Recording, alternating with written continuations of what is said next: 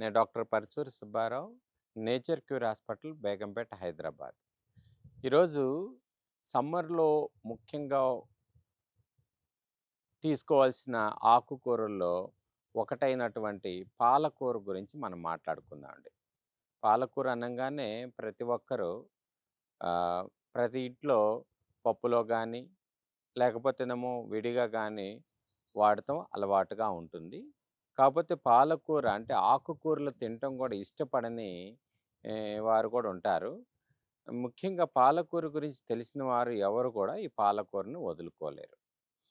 అయితే మనకున్న సమాజంలో ఇప్పుడున్న వాతావరణంలో బయటున్నటువంటి పొల్యూషన్, ఎయిర్ పొల్యూషన్ గానీ, వాటర్ పొల్యూషన్ గానీ, లేకపోతే ఫుడ్ అడల్ట్రేషన్ వల్ల గూడా మన శరీరంలో ఫ్రీ రాడికల్స్ పర్సెంటేజ్ బాగా పెరిగిపోయి, వాటి వల్ల మనకి అనేకమైన జబ్బులు రావటం జరుగుతుంది.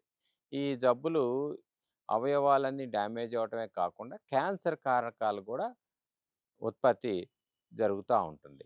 క్యాన్సర్ సెల్స్ ప్రొడక్షన్ పెరుగుతా ఉంటుంది. వీటన్ని